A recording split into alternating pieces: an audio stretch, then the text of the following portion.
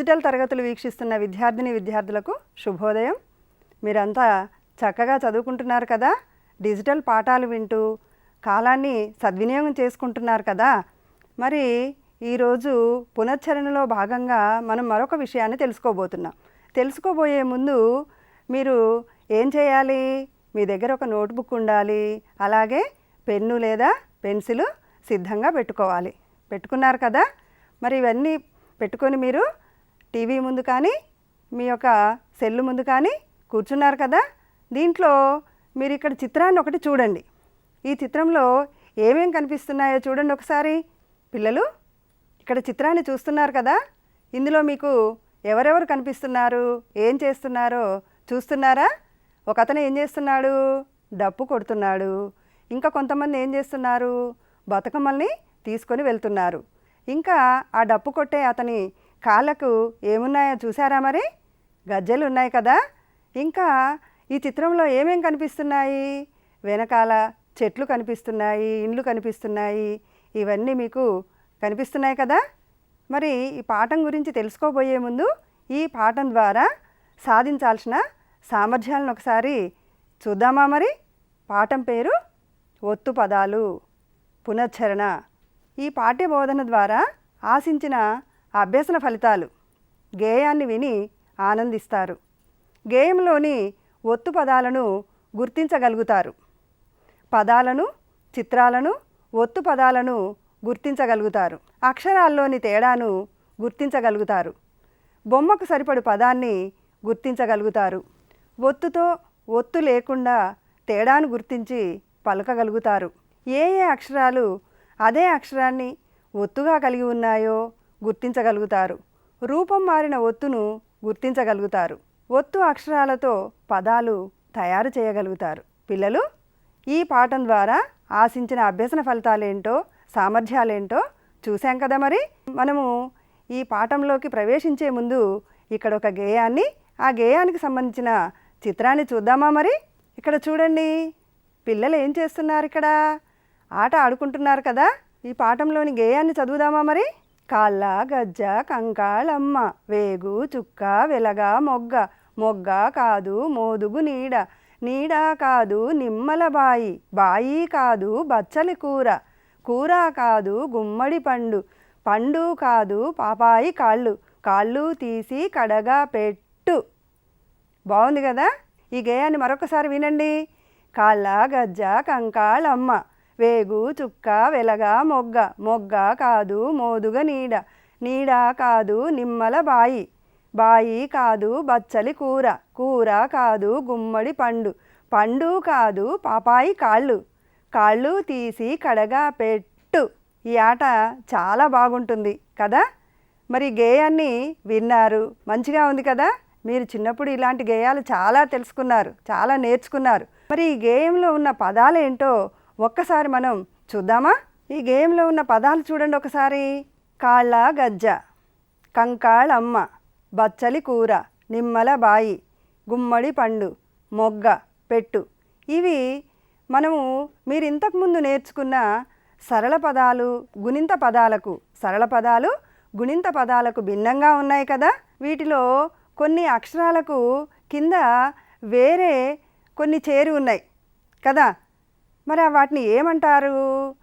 వాటిని అవి లేకుండా పలుకుతే ఎలా పలుకుతాము, అవి ఉంటే ఎలా పలుకుతాము అనేది మనం ఈరోజు నేర్చుకోబోతున్నాం. ఇక్కడ కాళ్ళ గజ్జ చూశారు, కాళ్ళ గజ్జ. ఇప్పుడు లా కా, మీరు గుణింతాలు నేర్చుకునేటప్పుడు కాకు దీర్ఘమిస్తే కా అని పొడుగ్గా పలకాలని తెలుసుకున్నారు. అలాగే లా అని లాకు దీర్ఘం కూడా ఉంది, లాకు దీర్ఘం ఇస్తే లా అని పలకాలి. మరి కాళా అని పలుకుతున్నామా, కాళ్ళ అని పలుకుతున్నామా? అక్కడ పలికేటప్పుడు తేడా చూడండి. లా అని ఒత్తి పలుకుతున్నాం. మరి ఒత్తి పలకాలంటే మామూలుగా రాస్తే అది ఒత్తి పలికినట్టు కాదు కదా. మరి దానికి ఒత్తి పలకాలి అంటే దాని కింద ఇంకేదో ఉండాలి.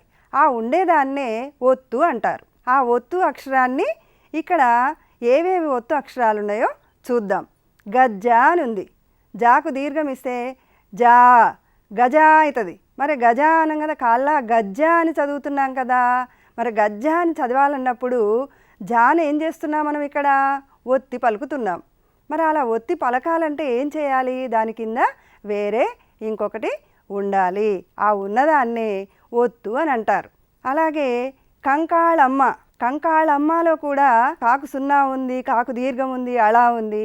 మాకు దీర్ఘం వరకు మీకు తెలిసింది, కానీ మాకు పక్కన మాకు కూడా ఇంకొకటి వచ్చి చేరింది. ఆ వచ్చి చేరిన దాన్ని ఏమంటారని తెలుసు కదా మనకు, ఒత్తు అని ఇప్పుడు చెప్పుకున్నాం కదా. మాకి మా ఒత్తు చేరింది. అలాగే బచ్చలి కూర, ఈ బచ్చలి కూరలో కూర మీకు తెలుసు, లీ తెలుసు, బా తెలుసు. చా దగ్గరకు వచ్చేసరికి తేడాగా ఉంది. ఆ చా కింద ఏముంది? అదే అక్షరాన్ని ఒత్తుగా మనకు కనిపిస్తూ ఉంది. అలా ఒత్తి పలకడానికి ఒత్తుగా వచ్చి చేరిన దాన్ని ఒత్తు పదాలు, ఒత్తు పదం, ఒత్తు అక్షరం అని అంటారు. ఇక్కడ ఇంకోటి చూడండి, నిమ్మలబాయి. ఇక్కడ నిమ్మలబాయిలో కూడా నీ తెలుసు, మీకు బాయి తెలుసు, లా తెలుసు. అలాగే మాకు అక్కడ ఏముంది?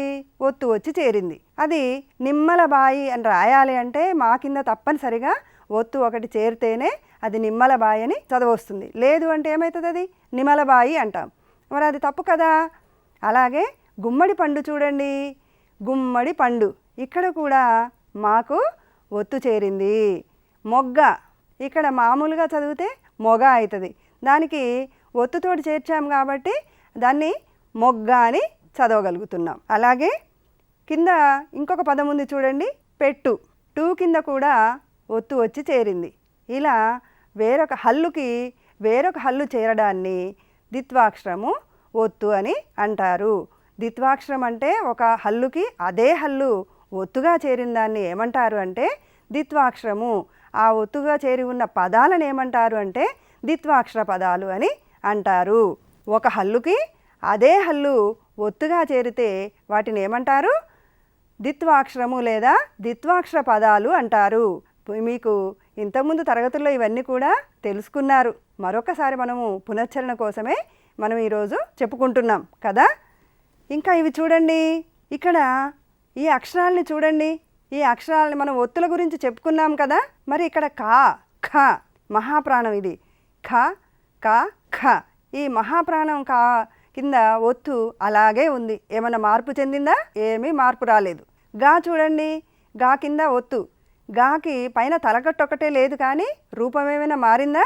గా ఒత్తు అలాగే ఉంది. ఘ, ఈ మహాప్రాణ ఘ కూడా ఘా కింద ఒత్తు ఏమీ మార్పు చెందలేదు, తలకొట్టు ఒకటే లేదు. అలాగే జ, జాకు జా ఒత్తును చూశారు కదా, అక్కడ కూడా ఒత్తులో ఏమీ మార్పు రాలేదు.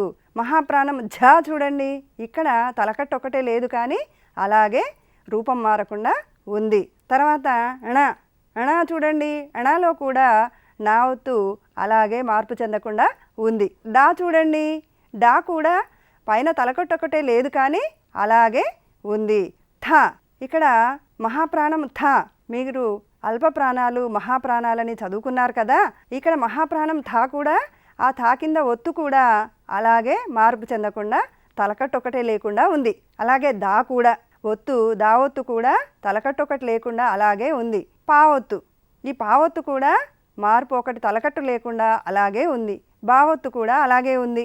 శా, ఈ శా ఒత్తు కూడా తలకట్టు లేకుండా అలాగే ఉంది, మార్పేం లేదు. షా, ఈ షాలో కూడా తలకట్టు లేకుండా మార్పు లేకుండా అలాగే ఉంది. సా ఒత్తు కూడా, హా ఒత్తు కూడా, ఇవన్నీ కూడా ఎలాంటి మార్పులు లేకుండా ఒత్తులు అలాగే ఉన్నాయి. మనము ఒత్తు రాసేటప్పుడు ఇలా రాయొచ్చు అన్నట్టు, చాలా తేలిగ్గా ఆ అక్షరాన్ని తలకట్టు తీసేసి అదే రూపంలో మనం తేలిగ్గా పెట్టుకోవచ్చు ఒత్తు పదం రాయాలి అంటే. మరి మార్పు చెందిన ఒత్తు అక్షరాల్ని చూద్దామా? మరి ఇక్కడ రూపం మారిన ఒత్తులు ఒకసారి చూడండి. కా, కాకి కా ఒత్తు ఎలా ఉంది? రూపం మారిపోయింది కదా, కాలాగా లేదు. దీన్ని బాగా మీరు గమనించాలి. మీరు కా అక్క రాయమనంటే కా పక్కన ఇంకో కా రాస్తే అదేమవుతుంది? తప్పవుతుంది కదా. ఈ ఒత్తునే రాయాల్సి ఉంటుంది. అలాగే నా ఒత్తు చూడండి, నా ఒత్తులో కూడా మార్పు ఉంది. రా ఒత్తులో చూడండి, ఇక్కడ కూడా రూపం మారింది. వా ఒత్తు కూడా రూపం కొంచెము మారింది. తా ఒత్తు కూడా మారింది. మా ఒత్తు, లా ఒత్తు, యా ఒత్తు, ఇవన్నీ కూడా రూపం మారిన ఒత్తులు. ఇవి మీరు బాగా గుర్తుపెట్టుకోవాలి. ఎందుకంటే రాసేటప్పుడు వీటిని చక్కగా రాస్తేనే మనకు ఆ పదము సరిగా చదివే వాళ్లకు అర్థమవుతుంది. తెలిసింది కదా మీకు. ఇప్పుడు రూపం మారిన ఒత్తులేమిటో, రూపం మారని ఒత్తులేమిటో మీరు ఇప్పుడు తెలుసుకున్నారు. ఇక్కడ అన్ని ఒత్తులను ఒకసారి గమనిద్దామా మరి? కా ఒత్తు, గా ఒత్తు, చా ఒత్తు, జ, ట, ఠ, డ, ఢ, త, థ, ద, ధ, న, ప, ఫ, బ, భ, మ, య, ర, ల, వ, శ, ష, స, హ, ళ. ఈ ఒత్తులు చూశారు కదా. ఈ ఒత్తుల్ని మీరు మరొకసారి మీరు మీ యొక్క నోట్బుక్లో కనుక రాసుకున్నట్లయితే వీటిని మర్చిపోకుండా ఉంటారు. చక్కగా వీటిని మీరు రాసుకోండి.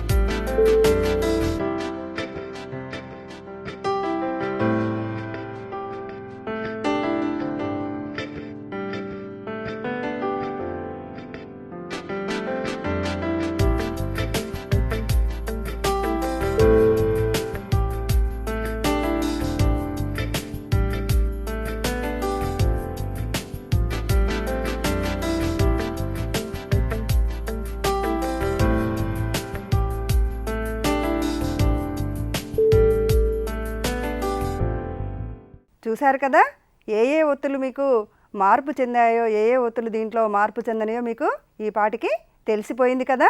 మనము ముందే చెప్పుకున్నాం కాళ్ళ గజ్జ అని రాయాలి అని అంటే మామూలుగా ఆ ఒత్తు లేకుండా ఎలా ఉంది?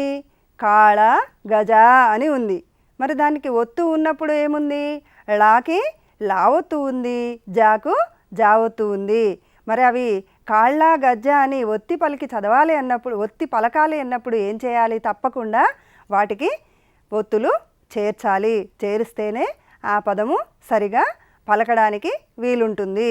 పిల్లలు, ఇక్కడ కొన్ని బొమ్మలు ఉన్నాయి, వాటిని చూడండి, వాటి పేర్లు చెప్పండి. మొదటి బొమ్మ చూడండి. ఇక్కడ ఏందది? మనం మజ్జిగ చేయాలి, దాంట్లోంచి వెన్న తీయాలి అంటే ఏం చేస్తారు? కవ్వంతోనే చిలుకుతారు. అదేంటి? చిత్రం ఏంటి? కవ్వం. అది పిల్లి. తర్వాత ఆడపిల్లలు ఇష్టంగా కాళ్ళకి ఏం పెట్టుకుంటారు? పట్టీలు పెట్టుకుంటారు. ఆ పట్టీలకు ఏముంటాయి? గజ్జెలు ఉంటాయి కదా. చూస్తున్నారా అవి? అవేంటో గజ్జెలు కనిపిస్తున్నాయి కదా ఆ పట్టీకి. ఇక్కడ ఏంటి? పైకి ఎక్కడికైనా ఎక్కాలన్నా, అటక మీద ఏమైనా వస్తువులు తీయాలంటే దేంతో తీస్తాం మనం? నిచ్చెన వేసుకొని తీస్తాం కదా. మరి ఇవి ఈ పదాలని చూశారు. ఇక్కడ కవ్వంలో వా కింద ఏమొచ్చి చేరింది? ఒత్తు వచ్చి చేరింది కదా. అలాగే పిల్లి, ఆ ఒత్తు లేకుండా పలికితే ఏమవుతుంది? పిలి అవుతుంది. మరి మనం పిల్లి అని పలకాలి కదా, దాని కింద ఏమొచ్చి చేరింది? అక్కడ లీకు లా ఒత్తు వచ్చి చేరింది. అలాగే గజ్జెలు, జే కింద ఏముంది? అక్కడ జా ఒత్తు ఉంది. అలాగే నిచ్చెన, నిచ్చెనలో కూడా దేని కింద ఒత్తు ఉంది? అక్కడ చే, చే అనే అక్షరం కింద ఒత్తు ఉంది. దీంట్లో రూపం మారిన ఏమి కనిపిస్తున్నాయి చెప్పండి మీకు? కవ్వంలో వావొత్తు రూపం మారింది కదా. రూపం మారిన ఒత్తులు, రూపం మారని ఒత్తుల గురించి మనం ఇంతకుముందు చెప్పుకున్నాం కదా. ఇక్కడ పిల్లి, లీ, లా ఒత్తు కూడా రూపం మారింది. గజ్జెల్లో జా ఒత్తు మారిందా? మరి ఏం మారలేదు, అలాగే ఉంది. నిచ్చెన, ఈ నిచ్చెనలో కూడా రూపం మారలే కదా. ఒత్తు రూపం మారిందా? మారలేదు. వెరీ గుడ్, మీరు చక్కగా వింటున్నారు. అర్థమైంది కదా మీకు? రూపం మారని ఒత్తులు తెలిసిపోయినాయి, రూపం మారిన ఒత్తులు కూడా మీరు గమనించగలుగుతున్నారు. మరి మరికొన్ని చిత్రాలని చూద్దామా? మరి అక్కడ ఏముంది? అక్కడ పుస్తకం, కుర్చీ, చక్రం, యజ్ఞం. ఇక్కడ కూడా మనకు ఒత్తులు కనిపిస్తూ ఉన్నాయి. కానీ ఇక్కడ ఒకటి గమనించండి. మరి మీరు పుస్తకంలో మీకు పు అనే అక్షరం తెలుసు, కమ్ అనేది తెలుసు. సా అనే అక్షరం కింద ఏ ఒత్తు వచ్చి చేరింది? తా ఒత్తు వచ్చి చేరింది కదా. మరి ఇంతకుముందు మనం ఏం చేసాము? ఏ అక్షరం కింద ఆ అక్షరాన్నే ఒత్తుగా చూసాం. కానీ ఇక్కడ మనం ఏం చూస్తున్నాము? ఒక అక్షరం కింద వేరే అక్షరం ఒత్తుగా ఉండడం చూస్తున్నాం. కుర్చీ, ఈ కుర్చీలో కూడా చూడండి, రీ కింద ఏ ఒత్తు వచ్చి చేరింది? చా ఒత్తు వచ్చి చేరింది. అలాగే చక్రం చూడండి, చక్రంలో కూడా కా కింద ఏ ఒత్తు వచ్చి చేరింది? ఇక్కడ రా ఒత్తు వచ్చి చేరింది. కాకు ఏ ఒత్తు వచ్చి చేరింది? రా ఒత్తు వచ్చి చేరింది. అలాగే యజ్ఞం, జా అనే అక్షరానికి ఇణి అనే ఒత్తు వచ్చి చేరింది కదా. అంటే ఇక్కడ మీరు ఇప్పటి వరకు నేర్చుకున్న వాటిలలో మనం ఒక అక్షరానికి ఒక హల్లుకి అదే హల్లు ఒత్తుగా చేరితే ద్విత్వాక్షరం అంటారు. ద్విత్వాక్షరం ఉన్న పదాలను ఏమంటారు? ద్విత్వాక్షర పదాలు అంటారని తెలుసుకున్నాం. మరి ఇప్పుడు ఒక హల్లు సా అనే హల్లు కదా, మీరు కా నుంచి రా వరకు హల్లులని తెలుసు కదా, మీకు హల్లులు అచ్చులు అని తెలుసు కదా. ఇక్కడ సా అనే హల్లుకి తా అనే హల్లు ఒత్తుగా వచ్చి చేరింది. అంటే ఒక అక్షరానికి ఒక హల్లుకి వేరే హల్లు ఒత్తుగా వచ్చి చేరింది. గమనించారు కదా. అలాగే రీ అనే హల్లుకి ఏమొచ్చి చేరింది? చా అనే ఒత్తు వచ్చి చా అనే హల్లు ఒత్తుగా వచ్చి చేరింది. ఇక్కడ కా అనే హల్లుకి రా అనే హల్లు ఒత్తుగా వచ్చి చేరింది.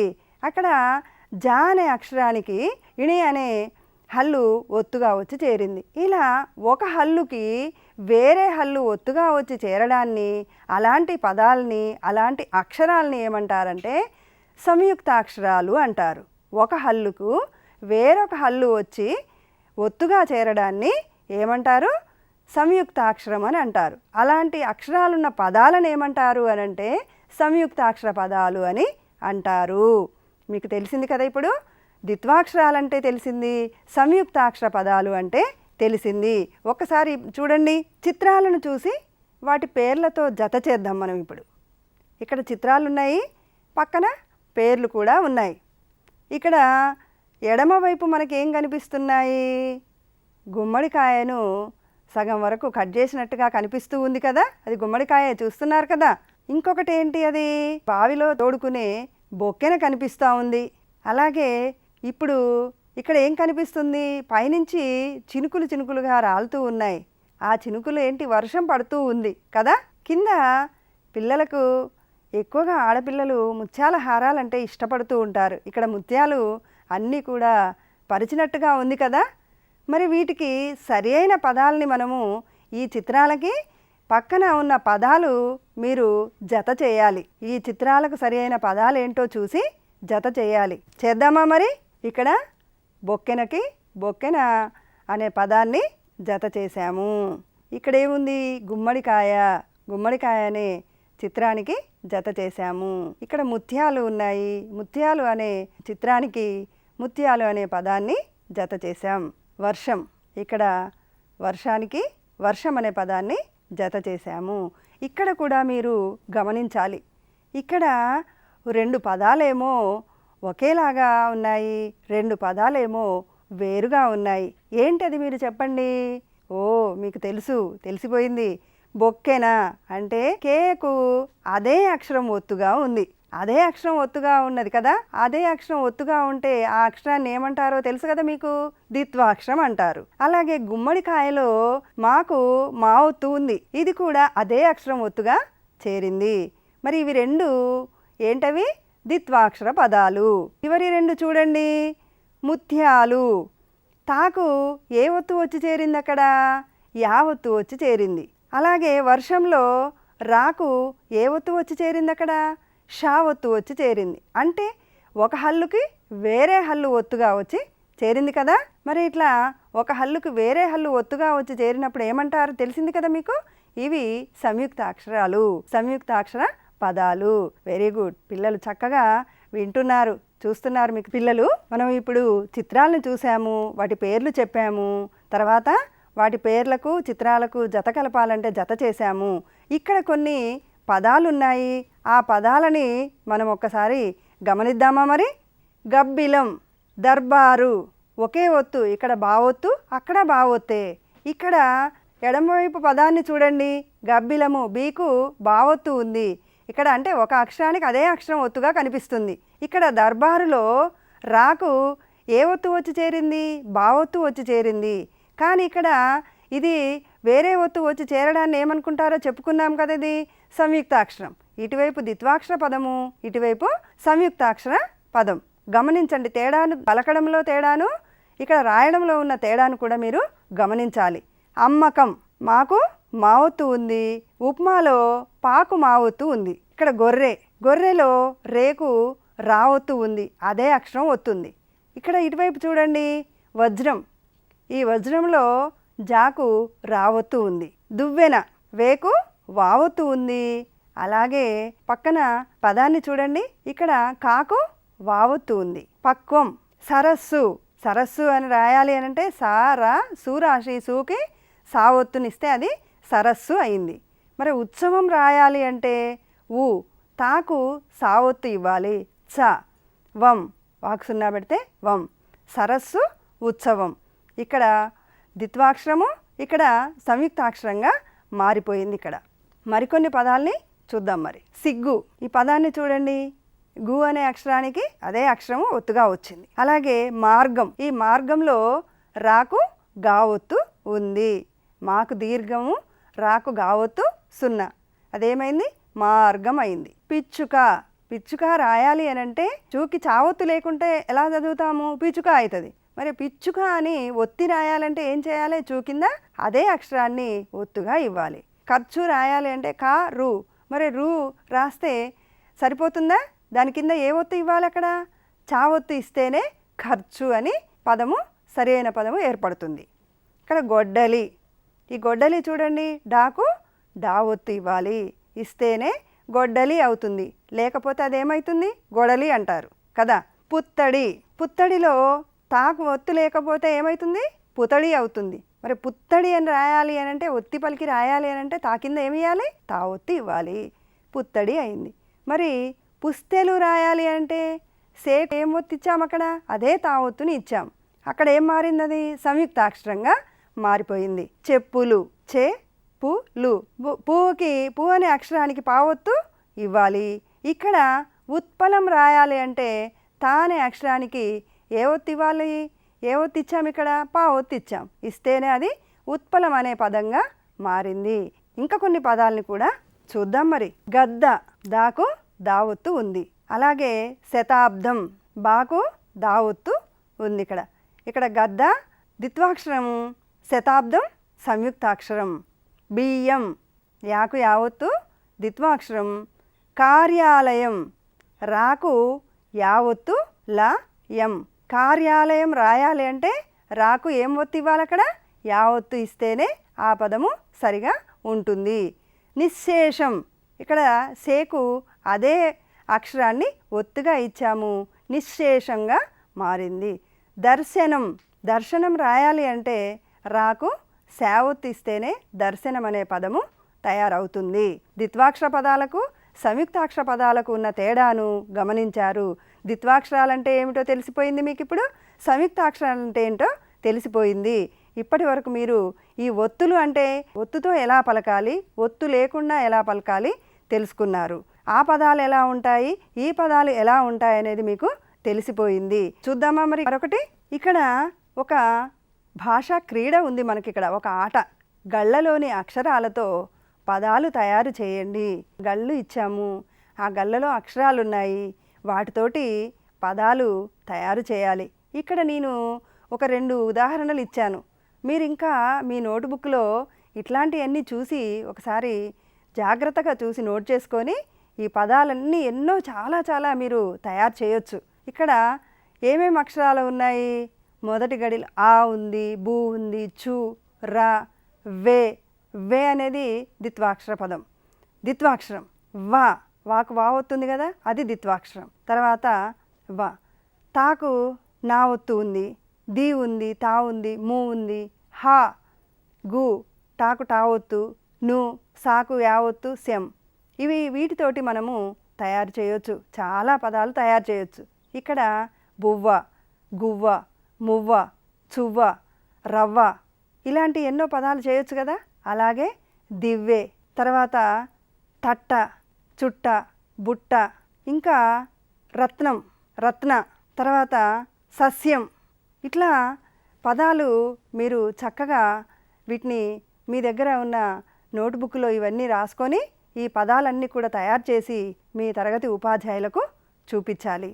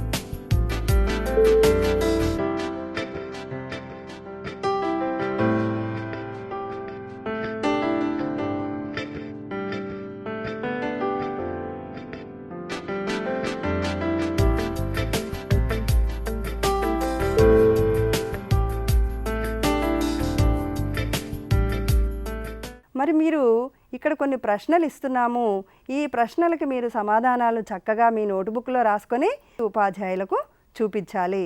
చూపిస్తారు కదా, ఒకసారి చూడండి పిల్లలు. ఇంతకుముందు చదువుకున్న తెలుగు పాఠ్యపుస్తకంలోని ఏదైనా ఒక పాఠం తీసుకొని అందులో ఒత్తు పదాలను గుర్తించి రాయండి. మీరు ఇంతకుముందు 3, 4, 5 తరగతుల పాఠ్యపుస్తకాలలో పాఠాలు చదువుకున్నారు కదా, ఆ చదువుకున్న దాంట్లో మీకు ఏదైనా ఇష్టమైనది ఒక పాఠం తీసుకొని దాంట్లో మీరు ఏం చేయాలి, ఒకే అక్షరం ఒత్తుగా ఉన్న పదాలని వేరే అక్షరం ఒత్తుగా వచ్చిన పదాలని చూసి చక్కగా ద్విత్వాక్షరాలు సంయుక్తాక్షరాలని 2 భాగాలుగా రాసి ఉపాధ్యాయులకు చూపించాలి. ఇంకొక పని కూడా చేయాలి. మీరు మీ ఇంట్లో వారు మాట్లాడే మాటలలోనివి మీకు తెలిసిన ఒత్తు పదాలను రాయండి. మీరు ఇంట్లో వాళ్ళు మాట్లాడే మాటలంటే మీకు తెలుసు, మీరు ఏం చేస్తారు, నాన్న అంటారు, నాన్నని పిలుస్తారు, అమ్మ అని పిలుస్తారు. ఇంకా బంధుత్వాలకు మామయ్య, అత్తయ్య, తాతయ్య ఇట్లాంటి ఎన్నో పదాలు మీకు మాట్లాడుతుంటే దొర్లుతూ ఉంటాయి. అలాగే ఇంట్లో పుస్తకాలు కనిపిస్తూ ఉంటాయి, బొమ్మలు కనిపిస్తుంటాయి, గిన్నెలు కనిపిస్తుంటాయి, ఇట్లా అనేక వస్తువులు కూడా కనిపిస్తూ ఉంటాయి. మీకు అవి కనిపించినప్పుడు మీరు నేర్చుకునే ఈ యొక్క ద్విత్వాక్షరాల సంయుక్తాక్షరాల అనేవి మీ మనసులోకి రావాలి. వాటన్నిటి కూడా ఏది ద్విత్వాక్షర పదం ఏది సంయుక్తాక్షర పదం అనేది మీకు అవగాహన కావాలి. దాన్ని ఏం చేయాలి, అవన్నీ కూడా మీరు ఏమైతే విన్నారో ఏమైతే చూశారో మీకు తెలిసినవేంటో ఇవన్నీ కూడా చక్కగా పట్టికలాగా రాసి మీ ఉపాధ్యాయులకు చూపించాలి. మళ్ళీ మనం మరొక పాఠంతో కలుద్దామా మరి పిల్లలు? ఇప్పటి వరకు మూల్యాంకనంలో ప్రశ్నలు చూశారు కదా, ఆ ప్రశ్నలకు సమాధానాలు చక్కగా మీ నోటు పుస్తకాలలో రాసి ఉపాధ్యాయులకు చూపించండి. మళ్ళీ మనం మరొక పాఠంతో కలుద్దాం. అంతవరకు సెలవా మరి.